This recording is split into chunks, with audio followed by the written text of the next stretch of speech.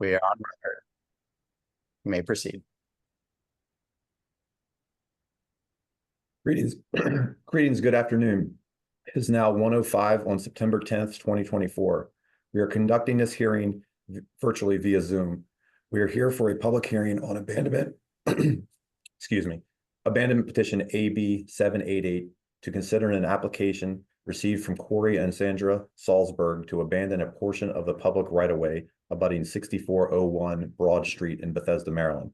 My name is Jeremy Souders, and I am the County Executive's designated hearing officer with the county's Department of Transportation.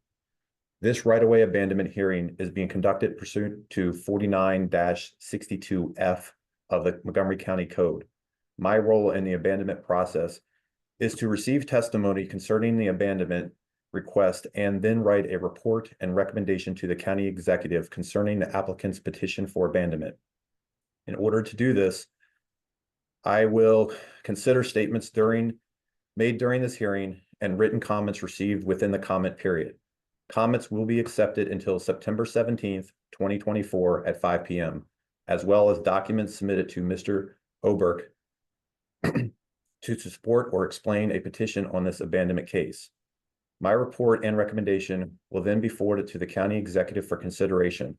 The executive will then forward the report to the county executive's recommendations to the county council. It is the county councils that will decide whether to grant or deny the applicant's petition for abandonment. For those who wish to submit written comments, please submit them to Mr. Demetrius Oberg at Montgomery County Department of Transportation, 100 Edison Park Drive, 4th floor, Gaithersburg, Maryland, 20878. Or you can email them to demetrius.orbik, which is DEMETRIS.OBERC@montgomerycountymd.gov by 5 p.m. on September 17th, 2024. There are a few ground rules that I would like to cover before Mr. Oberg introduces the abandonment petition in the record. First, turn off or silence your cell phone or computers. Second, as an issue of decorum, all participants must be given due consideration.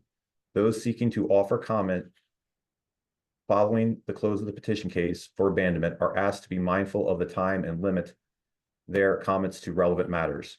If an interruption occurs, I will give that individual the first warning. If there is a second interruption, I will give that individual a second warning, and then they will be muted. If that same individual receives a third warning, that person will be removed from the call, and if there are several people making interruptions, I may close the hearing.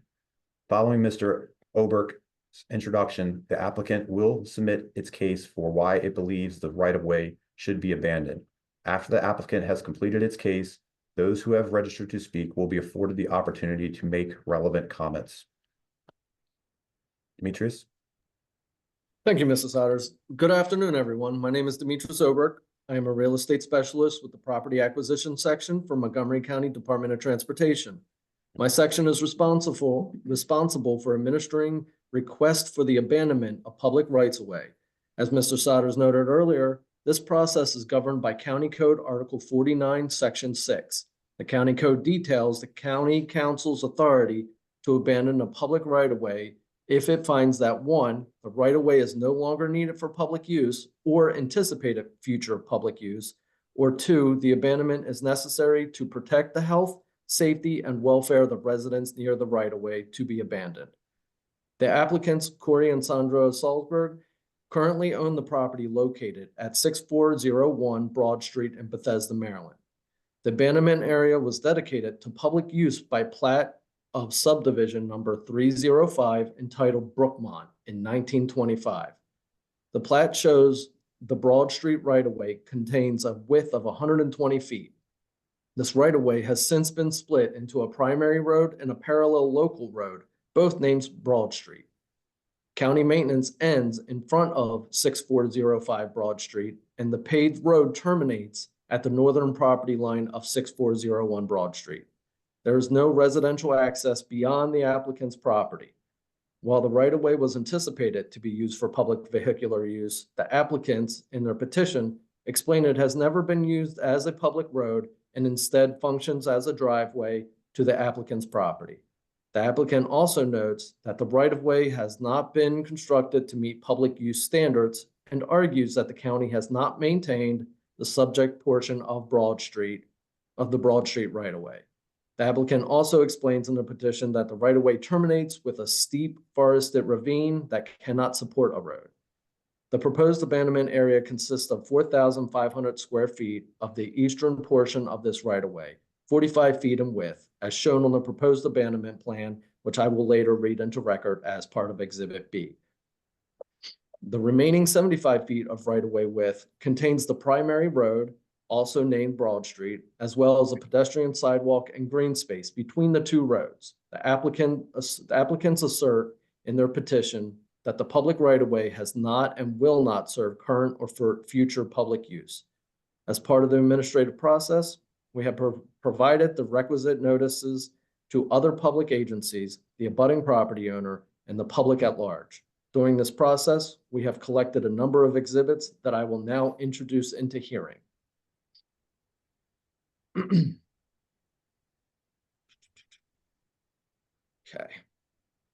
David got it all up.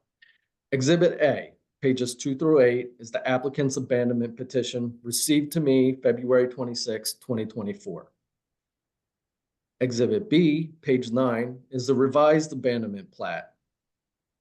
Exhibit C, pages 10 through 11, is the plat number 305, subdivision plat dated July 7th, 1925, and entitled Brookmont. Exhibit D, page 12, is the executive order number 63-24, which authorizes today's public hearing. Exhibit E, page 13, is the abandonment aerial map, which shows the portion of public right-of-way to be abandoned on Broad Street. Exhibit F, pages 14 through 15, comment solicitation emails for county agencies, request submitted May 17th, 2024. Exhibit G, pages 16 through 17, is the fire department access and water supply comment, no objection, dated May 17th, 2024. Exhibit H, page 18, Department of Transportation, Division of Traffic Engineering and Operations, commenting no objection, dated July 7th, 2024. Exhibit I, pages 19 through 35, Montgomery County Planning comment, dated July 8th, 2024, conditionally approving if deemed necessary by PEPCO, the abandonment will not take effect until the applicant records a maintenance and access easement, as well as a sufficient public utility easement for the existing utility pole and overhead wire. Exhibit J, pages 36 through 37, Department of Transportation Development Review Committee comments, dated August 9th, 2024, recommending conditional approval, maintenance of the abandoned portion to be the responsibility of the applicant. Subject that abandonment will not take effect until the applicant coordinates with PEPCO to record a maintenance and access easement, as well as a sufficient perpetual utility easement for the existing utility poles and overhead wires in the land records if determined necessary by PEPCO.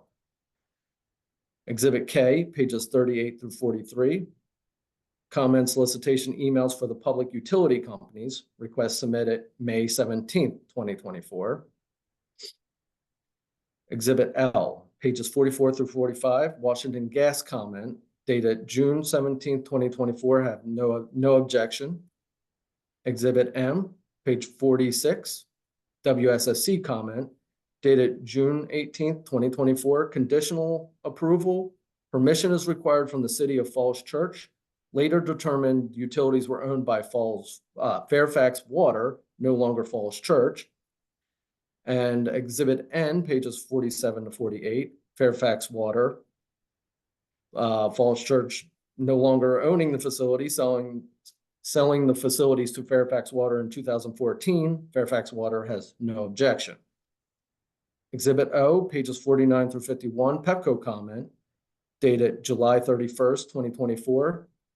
Not recommended. Should the abandonment request be approved, easements are required over the entire portion. Exhibit P, pages 52 to 60, comment solicitation and public hearing notice to property owner, homeowners association, and civic associations. Mailings and emails went out July 3rd, 2024. No comments at that time. Exhibit Q, pages 61 to 63, Washington Times ad numbers 86-119.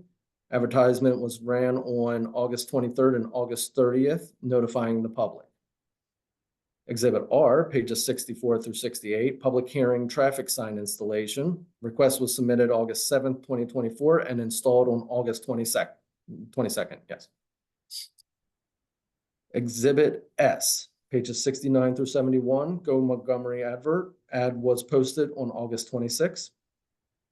Exhibit T, page 72, NCDOT calendar event submission, submitted on August 12th, notifying of today's public hearing.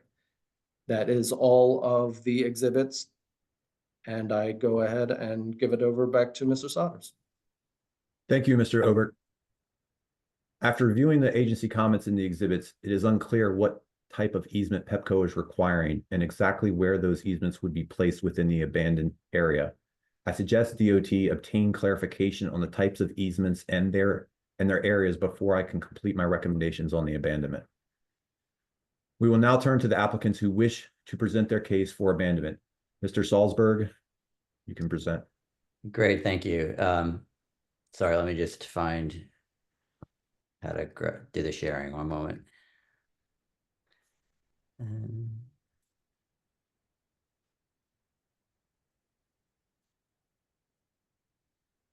Are you able to see the screen? Yes, sir. Great, Yes. Thank you. First, I just wanted to say thank you to all of you, particularly the Department of Transportation, for the time and effort that's been put into our petition. And it's everyone's been extremely helpful in guiding us through the process. So thank you very much for that.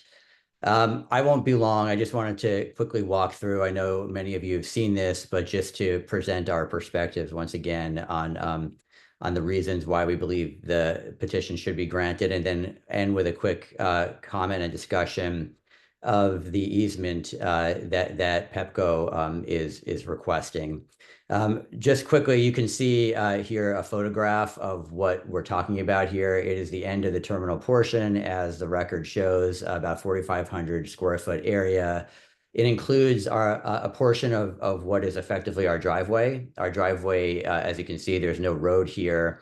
The part behind the retaining wall there is already part of our property, on our property line, but it curves ahead into what is the abandonment area, which includes the gravel portion, but also the paved portion that we actually need to drive across to get to our house. And the rest of it, as you can see, is a landscaped area that has been landscaped, long before we purchased the house. It was landscaped when the house was built in 2009, and I believe it was actually landscaped in green before that as well. You can see it contains trees, landscaping, and again, the paved area. And behind it, you can see how the area just terminates with the forest. In a moment, I'll show you a picture of what that looks like behind there, the steep ravine I was mentioning before. Main point being that in practice, this functions as a natural extension of our home frontage. It's effectively our front yard. And place that we use to access the home through with our car. So we actually need to come through here on all directions in order to get to our house. And there's nothing else here. There's no other houses past here. There's no way to get anywhere else. So that leads me, I guess, just a couple other quick pictures, different perspectives of the same parcel. That the one on the left is pretty much the same as what you saw before. The one on the right is just a different view, on the head-on view of the home. You can see the green area there as well. I want to just also hit on this point. I know Mr. Oberg mentioned this, but there is no county maintenance of any of this area, not the road, not the driveway, not the green area that I showed you either. It's marked end county maintenance, and in practice, the county does not mow, does not remove snow, does not remove leaves, does not do tree pruning. None of that happens from the county. And that has left both us and the prior homeowners before us to take care of this area and maintain it and keep it safe at our own expense. I have a list there, as you can see on the screen, of the different things we've had to do. But the landscaping, like I said, was there, when we bought the home, so we maintained that. But obviously, like any piece of green area, it requires mowing, weeding, leaf removal. There's a lot of trees around, snow removal, tree pruning, debris clearing, and maintaining the driveway. All of this has been done for the last 8 years at our private expense, and it's very substantial, as you can imagine. I mean, you add up the expenses of regular maintenance of all these types, it really is, I think it's well over $10,000 that we've spent, probably more than that, over the last 8 years or so. So that's important facts, because we really, as you'll see next, the grounds for granting this petition, this is something that has to be done. So let me just revisit the two grounds. I know Mr. Oberg mentioned this, and I know that you all know this in your capacities working for the county. But just to explain briefly why we believe both of the conditions are met. Number one, the right-of-way has never been used as a right-of-way in terms of, for thoroughfare. It's not a road. No one else accesses it or needs to access it because there's nowhere to go. It basically just becomes our driveway. You can see on the bottom right photograph there, that's a picture of where the driveway portion runs into our driveway behind the retaining wall. So there's nowhere else to go aside from our house. On the left, you can see I went into the woods behind the parcel to show, you can't really see how steep it is, but it's quite steep, and it goes, it's really a straight down slope right to the watershed area there. It's all conservation easement. So there's really no possibility of building a road. And as far as we understand from planning and others, there are no plans to build a road there. There'd be no reason to build a road there. So we believe that the first condition is easily met. Quickly on the second condition, it's not one that we put in our initial petition, because at the time, frankly, we didn't appreciate all the criteria for what had to be met, but we believe the second criteria here is met as well. If this land, including the driveway portion or the paved portion itself, and the green area are not maintained, if they're not kept clear of debris, we really do think it would pose not only a practical hazard for being able to drive a car onto the part of the driveway that we do own, and to walk even across the grass to our property. You wouldn't be able to safely go in and out. But also, it just things like tree pruning, keeping the snow and ice clear, mowing, even for the mailman, the mail carrier, package delivery, this has to be maintained. And the county doesn't do it. So, I think that the health and safety and welfare component, we believe, is also met, because abandoning the property and adding it to the deed would allow us to not only continue doing what we're doing, but also, I think, very important part, again, I don't think I mentioned it directly in our petition, but I wanted to add it now.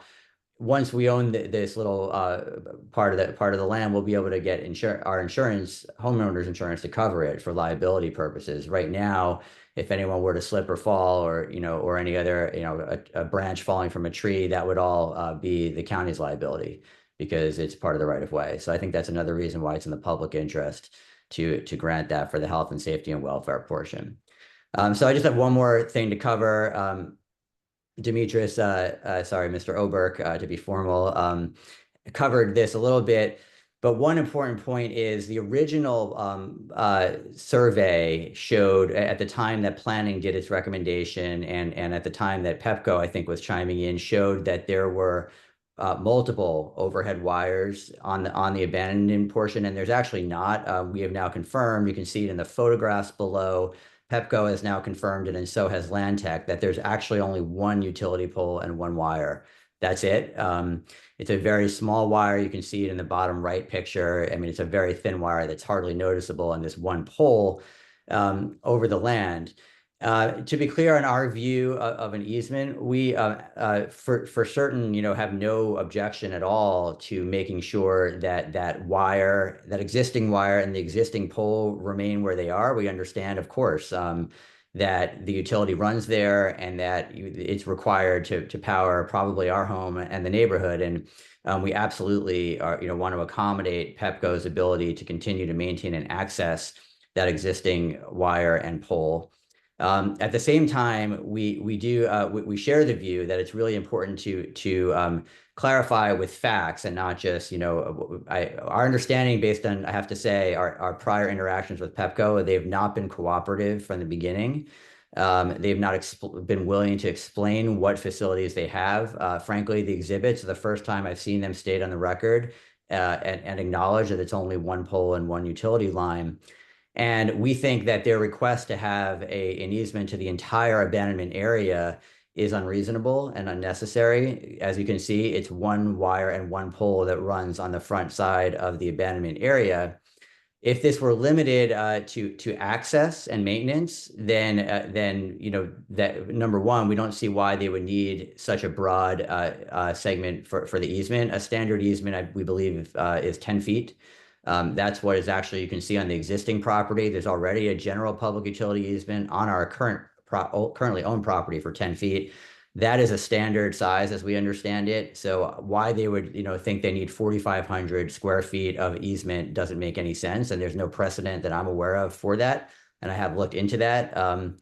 The other point I want to make really quickly is the distinction between a access and maintenance easement and a public utility easement. I think that's really important for us.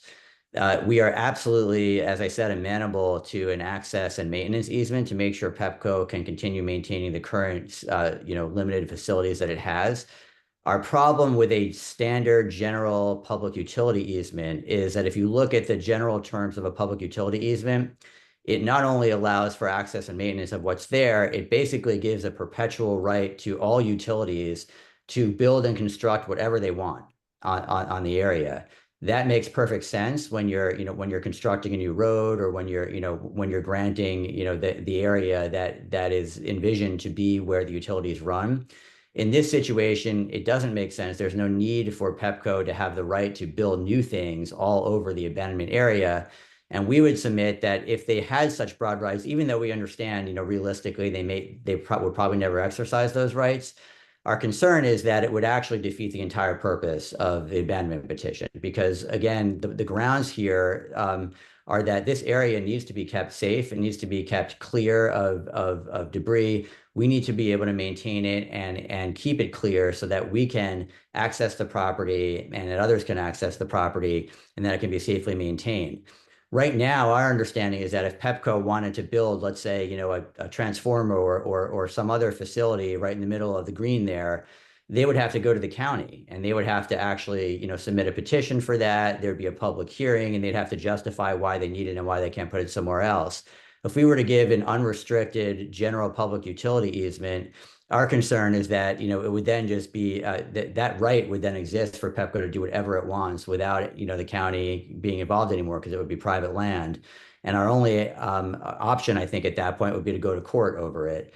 That's not a situation that helps anyone. So again, maybe just to summarize, we are absolutely amenable to making sure that existing power line and existing poles stay where they are and that Pepco has, the access it needs to maintain and access it in the event that it needs to be accessed and maintained. But we do want to make sure that they don't have more rights than they would currently have, because again, this is not really for their benefit. This is being done for the county's benefit and for our benefit and for the public's benefit. So I guess that is really the very last point.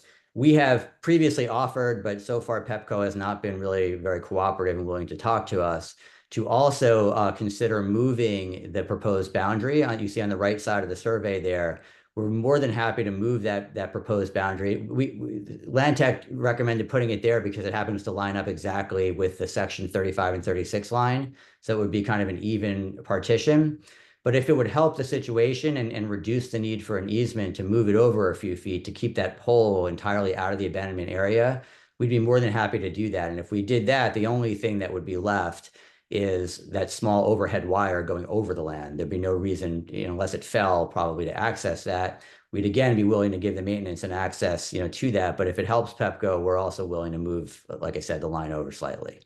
So long story short, definitely want to be, accommodate, be reasonable here, but we also want to make sure that, that it's limited to what's truly needed for the current existing facilities and not more. I'll stop there. Let me stop sharing the screen. One moment. And we're also happy to take any questions, by the way. Thank you, Mr. Salzberg. At this time, those who have registered to speak on this abandonment case may do so. I don't know if they're all here, but I don't think any of them are here. 3 individuals who signed up to speak are not attending. So who should I name who spoke to, because I don't see them here, any of them here. so we can open it up for anyone else. Yeah, sure. So we can obviously open it up. If there's anybody else have any additional comments, please raise their hand and we can call on you to speak if you wish to.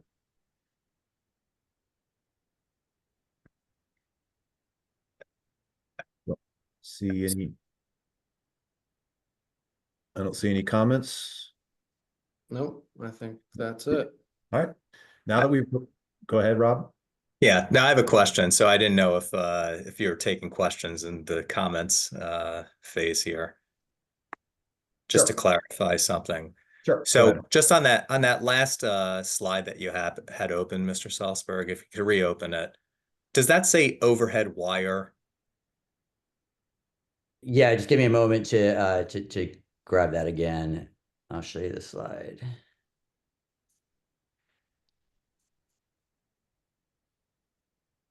And go back to the slide one moment. Yeah, so that you're looking at, so the highlighted Yes. area is the OH wire, that's the overhead wire. And that's the overhead wire, that's the Pepco wire. Exactly, and Okay. you can see a photograph of the wire and the pole below it. Just that's why I put it there, and that's So it. that's the property. that's the location. So that's the location of the wire within Correct. the abandonment area. And does it depict where the pole is also? Yeah, it's the T shaped. See the highlighted OH wire. It's where it ends in a T. That's the pole. Okay. And do you know if there's any underground facilities for Pepco in the area? So we have asked Pepco that question repeatedly. They just have unfortunately refused to answer us. But my understanding is that they do not. I mean, perhaps Mr. Oberg, I know he received a letter. I think it only refers to a pole and a wire in that letter, but obviously that can be confirmed with Pepco. But to the best of our knowledge, there's not. It's never been marked. And if there are underground facilities, it would be really good to know that for our own safety. And in the time that you've owned the property, have you seen Pepco come out to maintain that wire? No, we have never once seen them come out. And to the best of our knowledge, the previous homeowners also, I mean, never had that experience. So there's been no tree trimming or anything around the wire? No, not in this area. They've done tree trimming.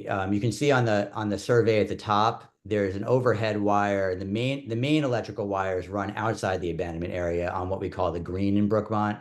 It's kind of a walkway that goes through there. That's not part of the proposed area. So they've done tree pruning there outside the abandonment area, but they've never done any tree pruning or maintenance inside. I think, frankly, the presumption of has been that property they probably haven't consulted, but it looks like our property, so it's always kind of been left to us to maintain it, and that's what we've done. But Pepco has never even asked about doing it. And to your knowledge, do you know what that wire supports? What sort of facilities, if it's not your own home, is it other homes in the area? Is it to deliver energy someplace? I don't actually know. I don't have enough expertise there to know for sure. But it is, I believe it's the supply line, at least to our home. It does connect to another pole. You can see on the survey, it keeps going, along Broad Street further out. So I probably shouldn't presume because I just don't know. It could be checked with Pepco, but that would be my presumption. Okay. Thanks. That's all the questions I have, Mr. Souders. Thank you. Is there any I'll other stop my share again. additional questions or comments from anybody else?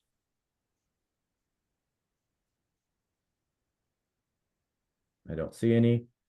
Now that we've provided an opportunity for each participant to speak with the allocated time, I'm declaring the hearing closed. The hearing record will remain open until September 17th, 2024 at 5 p.m. to accommodate any additional comments for the record. These comments and other correspondence may be addressed to Mr. Demetrius Oberg at the Montgomery County Department of Transportation, 100 Edison Park Drive, 4th floor, Gaithersburg, Maryland, 20878, or they may be emailed to Demetrius Oberg, that is DEMETRIS.OBERC@montgomerycountymd.gov. So with that, thank you, and the hearing is ended. Stand by. Thank you. And we're off.